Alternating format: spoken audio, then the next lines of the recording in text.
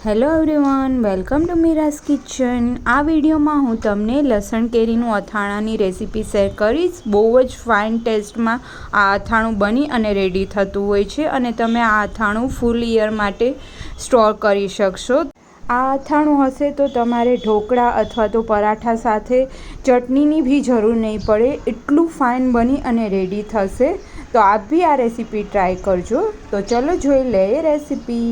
લસણ કેરીનું અથાણું બનાવવા માટે અત્યારે મેં આવી રીતના મીડિયમ સાઇઝની જારીવાળી કેરી લઈ લીધી છે. જો તમારે ઇન્સ્ટન્ટલી બનાવવું હોય અને અઠવાડિયુંથી 15 દિવસમાં ખાવું હોય તો આનાથી નાની કેરી બી હશે તો બી તમે ઇઝીલી બનાવી શકશો અને બહુ જ ફાઇન લાગશે આ અથાણું. તમે થેપલા, પરાઠા કોઈ બી સાથે ખાઈ શકશો. ઢોકળા સાથે બી આ અથાણું બહુ જ ફાઇન લાગે છે. તો આવી રીતના ક્યારેય ટ્રાય ના કરવી હોય તો શ્યોર ટ્રાય કરજો. એના માટે અત્યારે આપણે કેરીને કટ કરી લેવાની છે.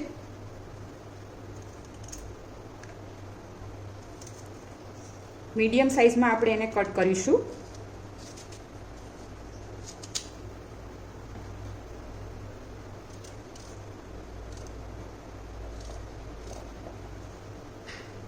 બને ત્યાં સુધી એક સરખા પીસીસમાં કટ કરશો તો અથાણાનો લુક બી બહુ ફાઇન આવશે.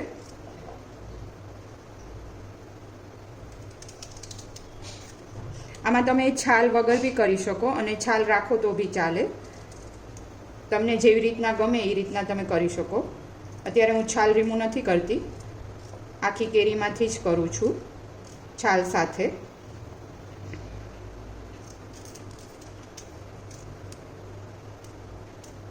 તો આવી જ રીતના આપણે જેટલી કેરીનું અથાણું બનાવવું એ કટ કરી લેવાની છે. બાઉલમાં મેં 1 ટેબલ સ્પૂન જેટલું નિમક અને હાફ ટેબલ સ્પૂન જેટલી હળદર લઈ લીધી છે. એમાં આપણે જે કટ કરેલી કેરી રેડી રાખી હતી એ એડ કરી દઈશું. ના પ્રોપરલી મિક્સઅપ કરી દેવાનું છે.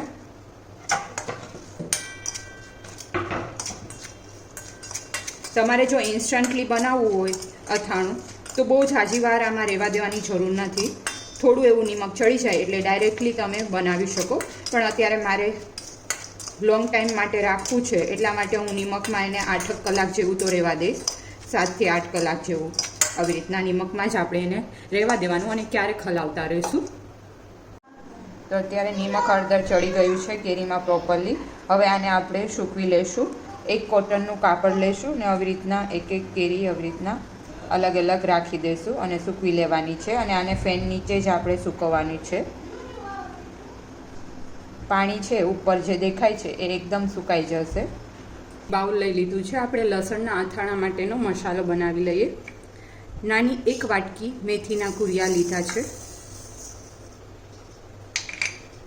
અને 1 વાટકી રાઈના કુરિયા લીધા છે. નાની જ વાટકી લીધું છે. વચ્ચે થોડી સ્પેસ કરી દઈશું અને એમાં હિંગ રાખી દેવાની છે. 1 ટીસ્પૂન જેટલી હિંગ રાખી દેવાની છે.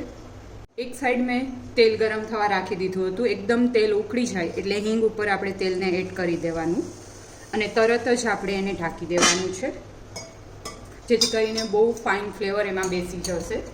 ત્યારે મેં લસણ લઈ લીધી છે. 20 થી 30 કળી જેટલું લસણ લઈ લીધું છે ફોલીને. આને આપણે વાટી લેશું. લસણ અને એમાં થોડી એવી ચટણી એડ કરી અને વાટી લેવાનું છે. તો હવે આપણે જોઈ લઈશું. બહુ જ ઓપન કરશો તો જ ડાયરેક્ટ સ્મેલ આવવા માંડશે બહુ જ ફાઇન હિંગની. હવે એમાં જે આપણે લસણની પેસ્ટ રેડી કરેલી હતી એ એડ કરી દઈશું અને આમાં બધા મસાલા આપણે કરી લઈશું. નિમક એડ કરી દઈશું એઝ પર ધ ટેસ્ટ. બહુ ઝાઝું એડ નથી કરવાનું કેમ કે ઓલરેડી આપણે કેરી જે એડ કરશું એમાં નમક એડ કરેલું જ છે એટલા માટે. લાલ મરચું પાવડર એડ કરી દઈશું. બને તો કાશ્મીરી લાલ મરચું પાવડર એડ કરવાનું જેથી કરીને એકદમ ફાઇન કલર આવે તમારા અથાણાનો. 2 ટેબલ સ્પૂન જેટલું લાલ મરચું પાવડર એડ કરી દીધું છે અને આને પ્રોપરલી આપણે મિક્સઅપ કરી લઈશું. આ અથાણું તમે ક્યારેય ટ્રાય ના કર્યું હોય તો એકવાર શ્યોર ટ્રાય કરજો. બહુ જ ફાઇન લાગશે અને બધાને ગમશે.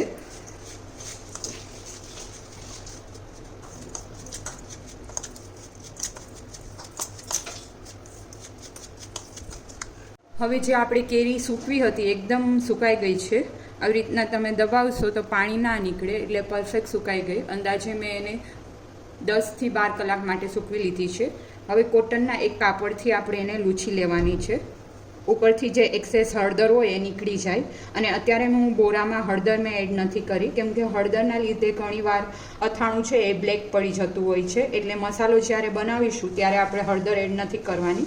પણ જો તમારે કરવી હોય તો તમે થોડી એવી સાવ પીંચ એડ કરી શકો.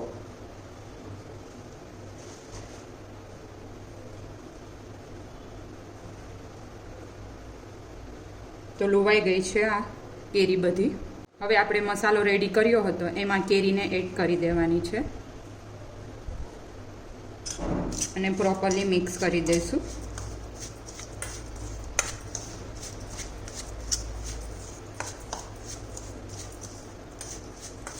અને આપણે એક દિવસ માટે બહાર જ રહેવા દઈશું, જેથી કરીને બોરો છે એ પ્રોપરલી ગળી જાય. અને પછી આપણે ફ્રીઝમાં સ્ટોર કરવાનું છે. હવે થોડું એવું તેલ એડ કરી દઈશું. ગરમ કરેલું જ તેલ રૂમ ટેમ્પરેચર ઉપર આવી જાય પછી એડ કરવાનું રહેશે. અને પ્રોપરલી મિક્સ કરી લેશું.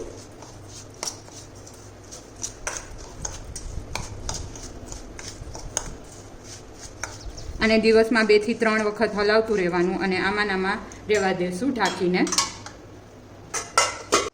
તો અત્યારે લસણ કેરીનું અથાણું આપણે એક જારમાં ભરી લઈશું.